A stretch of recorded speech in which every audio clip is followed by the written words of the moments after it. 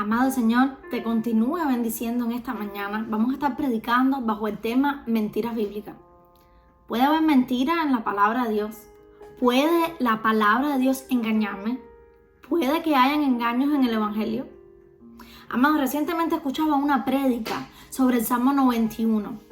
El Salmo 91 está cargado de promesas. Dice la Biblia que no le temeremos al terror nocturno, ni saeta que huele de día. El Señor nos libraría del lazo del cazador, de la peste destructora, que con sus plumas nos cubriría.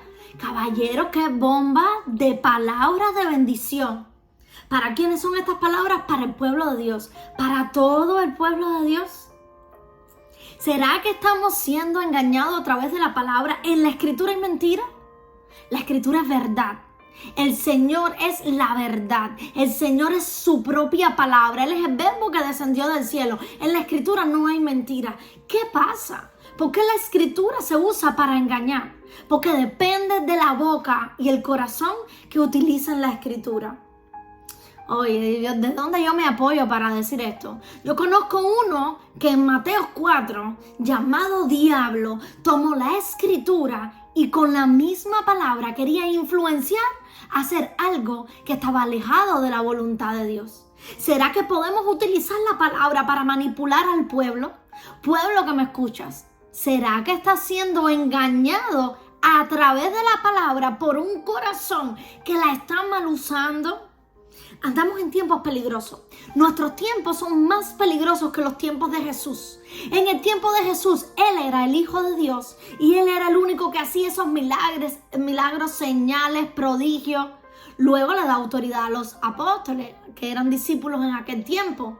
Pero Él era el milagroso.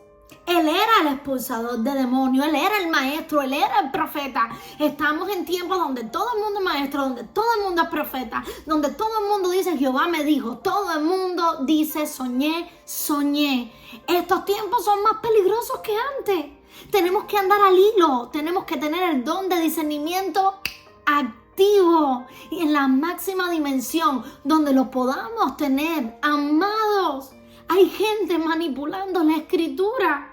Si bien hay personas detrás del dinero queriéndote motivar para que no te vayas de las congregaciones atrás de diezmo y ofrenda, hay otros que no. Hay otros que se sienten bien teniendo likes, teniendo seguidores. Hay otros que simplemente se sienten bien por tal de que no nos vayamos de las congregaciones.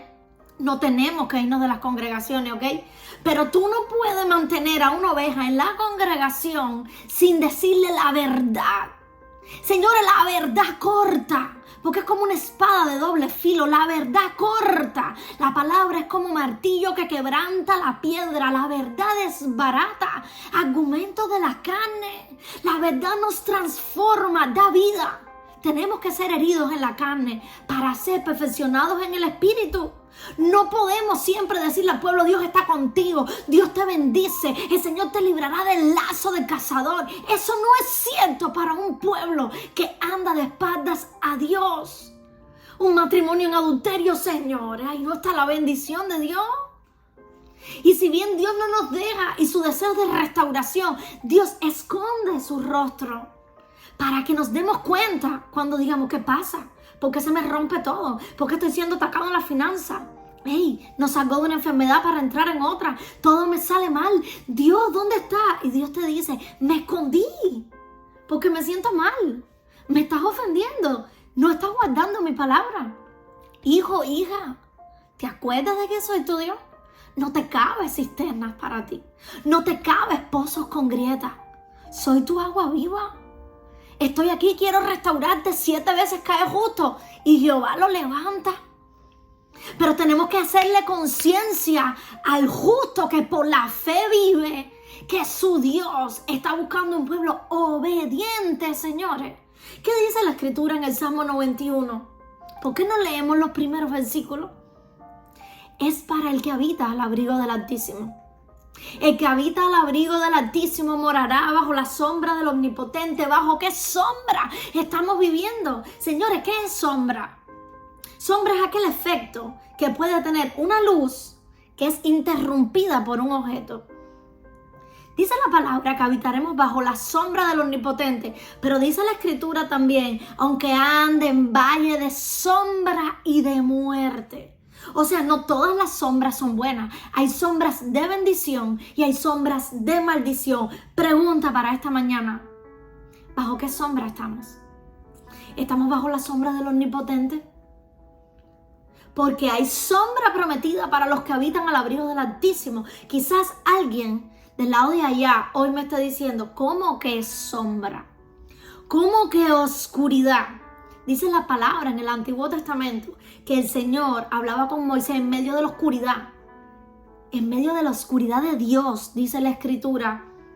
¿Cómo puede haber oscuridad en Dios? La oscuridad de sus misterios, la oscuridad de su presencia. Dice la Biblia en el Salmo 139 que para Dios la oscuridad y la luz es lo mismo. Delante de Él todo queda desnudado, pero hay un misterio que envuelve a Dios que es oscuro para nosotros porque no tenemos la capacidad de entender, y sigue siendo luz para Él todo queda alumbrado. Y bajo su mano hay una sombra, hay una cobertura donde el diablo no nos toca, donde nos van a buscar y no nos van a encontrar, y nos van a perseguir y van a decir: ¿dónde está? No nos pueden ver, porque estamos escondidos bajo la sombra del Omnipotente. Amados, sus ovejas están en su mano y nadie las arrebata. ¿Qué oveja? La oveja que sabe venir a los pies del Señor cuando resbala, cuando se cae. Tú y yo tenemos que constituirnos enemigos de nuestro pecado, porque los amigos de Dios aman lo que Él ama y aborrecen lo que Él aborrece. Y cuando tú y yo nos constituimos enemigos de nuestro pecado, entonces ese enemigo va a ser destruido.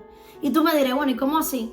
Bueno, porque dice la Biblia que nuestros enemigos el Señor los pondrá por estrado a nuestros pies. Pero si nosotros amamos nuestra naturaleza caída, estamos haciendo pacto con lo que Dios aborrece.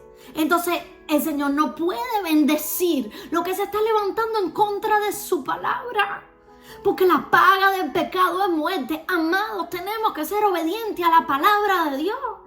Y cuando yo no quiero caer en ciertos pecados que no puedo decir porque me censuran el video, entonces yo le digo: Padre, lo odio. Y Dios te dice: lo odio junto contigo, vamos a destruirlo juntos. Señores, dije: el débil fuerte soy, el débil que sabe reconocer su debilidad delante de Dios. No podemos tener un pueblo engañado como pueblo. Aquellos que quizás no son pastores, no son maestros, que simplemente van a recibir a la iglesia. Pueblo amado de Dios, Dios te ama, es verdad. Pero Dios anhela que seamos obedientes para manifestar todo privilegio que tiene preparado para su pueblo. Amado, amada que me escucha, a Dios no le agrada el adulterio. No te metas en medio de matrimonios. A Dios no le agrada. Sal corriendo de ahí.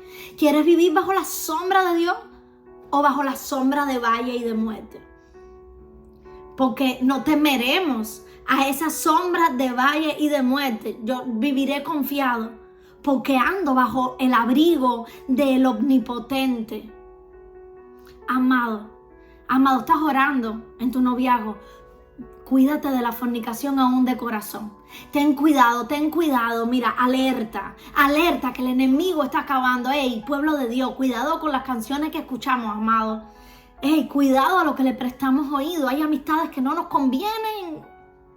A veces uno va caminando y escucha las canciones que ni tan siquiera tiene en su teléfono y parecen películas para adultos narradas.